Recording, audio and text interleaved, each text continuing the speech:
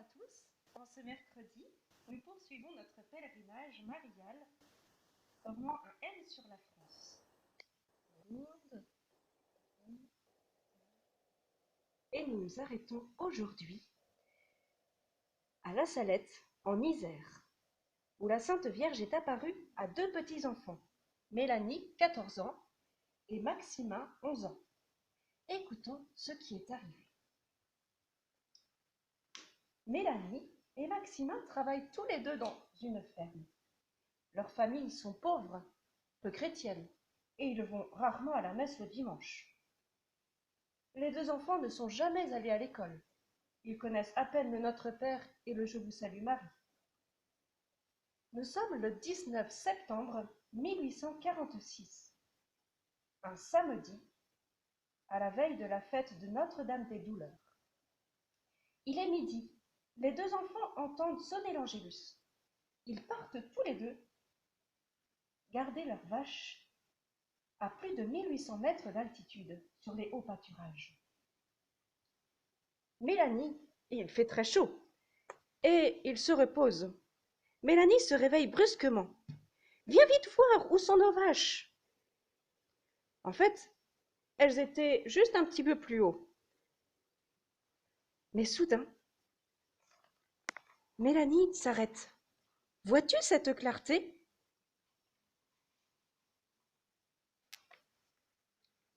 Oui, répond Maximin. Ils aperçoivent une belle dame, plus brillante encore que le soleil.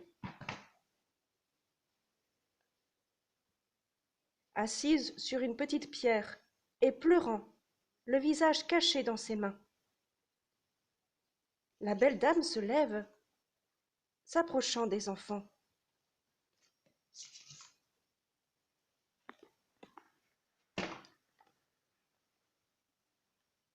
Avancez, mes enfants, n'ayez pas peur. Je suis ici pour vous annoncer une grande nouvelle. Les enfants se précipitent vers elle et voient qu'elle porte les instruments de la passion de Jésus.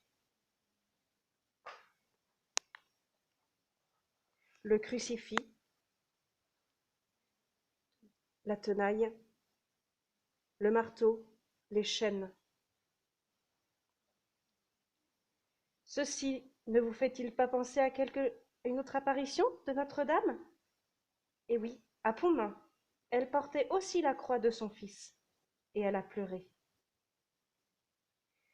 La belle dame poursuit. Si mon peuple ne veut pas se soumettre, je suis forcée de laisser aller le bras de mon fils. Et il est si fort et si pesant que je ne puis plus le retenir. Depuis longtemps que je souffre pour vous autres. Si je veux que mon fils ne vous abandonne pas, je suis chargée de le prier sans cesse. En 1846, la France est dans une grave crise religieuse. Il y avait peu de fidèles à la messe le dimanche. Le nombre de prêtres était faible. On travaillait le dimanche. Les personnes intellectuelles, les savants, les philosophes voulaient se passer de Dieu.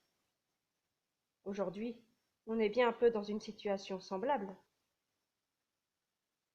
La belle dame, qui est bien la Sainte Vierge, confie aux deux enfants sa grande souffrance, qui est aussi celle de son fils. Je vous ai donné 6 jours pour travailler. Je me suis réservé le 7e et on ne veut pas me l'accorder. C'est ça qui appesantit tant le bras de mon fils.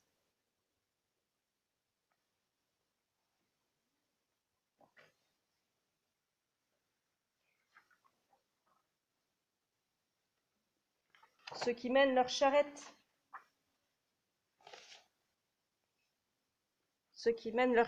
en allant au travail jurent, parlent grossièrement en mettant le nom de mon fils au milieu de leurs phrases. La Sainte Vierge a parlé ensuite de châtiment, c'est-à-dire de punition si les hommes ne changent pas pour devenir meilleurs. Et certains châtiments étaient déjà arrivés pour avertir les hommes. La récolte de pommes de terre, de l'année passée a été mauvaise, mais les hommes n'ont pas prêté attention. Au contraire, ils ont continué à insulter Dieu. Et la mauvaise récolte va continuer. Elles vont continuer à pourrir, confie la Sainte Vierge. À Noël, il n'y en aura plus. Constatant que Mélanie et Maxima comprenaient mal le français, la belle dame poursuivit en patois. Il viendra une famine. Les enfants de moins de 7 ans mourront. Mais elle annonce en revanche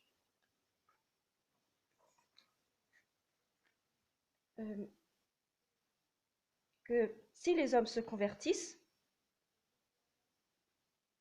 les pierres, les rochers deviendront des monceaux de blé, et les pommes de terre se trouveront ensemencées par la terre, c'est-à-dire que les récoltes seront bonnes, très bonnes. Et elle demande aux enfants, « Faites-vous bien votre prière ?»« Pas guère, madame, répondent-ils. »« Ah, mes enfants, il faut la faire soir et matin. » Puis la Sainte Vierge se plaint de ne voir que quelques femmes un peu âgées à la messe. Les autres travaillent tout l'été, le dimanche et l'hiver. Puis, après leur avoir confié encore quelques paroles, elle demande aux enfants avec insistance de transmettre son message.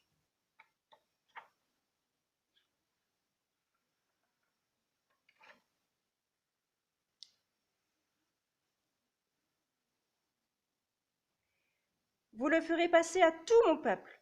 Allons, mes enfants, faites-le passer à tout mon peuple.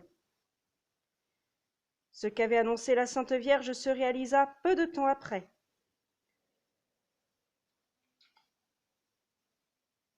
Alors, à la vue de ces événements, les habitants de la Salette ont vraiment cru que les enfants disaient la vérité. Beaucoup changèrent de conduite. Les églises étaient remplies. On ne travaillait plus le dimanche et on respectait le nom de Dieu. Et très vite, des pèlerinages s'organisèrent. Alors, Dieu peut accorder sa protection sur ses enfants. En effet,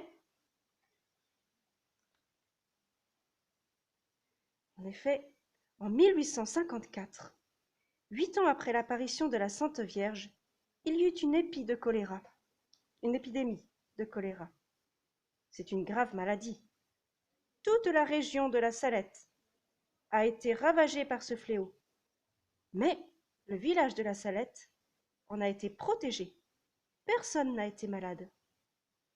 C'est qu'à la Salette, presque toute la population s'était convertie. 2 jours après l'apparition de Notre-Dame, une source a jailli à l'endroit même où se trouvait la Sainte Vierge. Elle n'a cessé de couler. Plusieurs miracles ont eu lieu.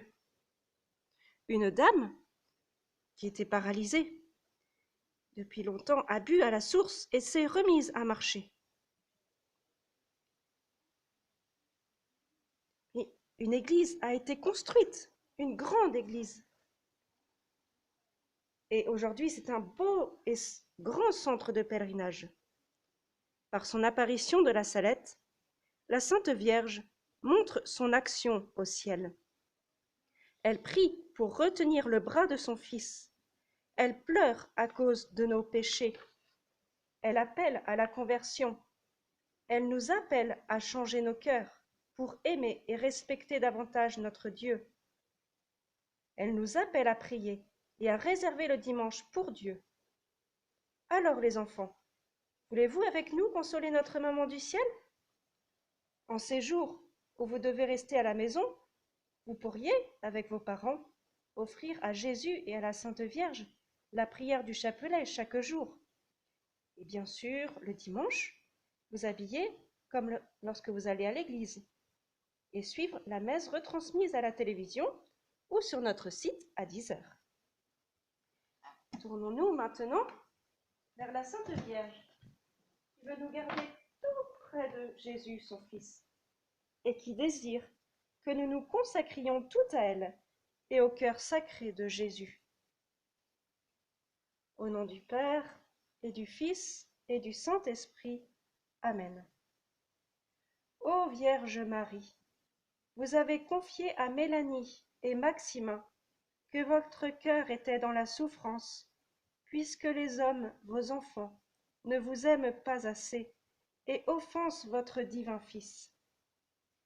Nous voulons consoler votre cœur si pur et celui de Jésus en nous confiant tout à vous. Nous prions pour que la France soit bientôt consacrée à votre cœur immaculé et au cœur sacré de Jésus. Je vous salue Marie, pleine de grâce, le Seigneur est avec vous. Vous êtes bénie entre toutes les femmes, et Jésus, le fruit de vos entrailles, est béni. Sainte Marie, Mère de Dieu, priez pour nous, pauvres pécheurs, maintenant et à l'heure de notre mort. Amen. Cœur sacré de Jésus, J'ai confiance en vous. cœur immaculé de Marie, Priez pour nous. Notre-Dame de la Salette, réconciliatrice des pécheurs, Priez pour nous. tous les saints du ciel, Priez pour nous. nos bons anges gardiens, Veillez sur nous. Au nom du Père, et du Fils, et du Saint-Esprit. Amen. Et rendez-vous tous en famille ce soir à 18 h en direct de Saint-Pierre pour prier notre chapelet.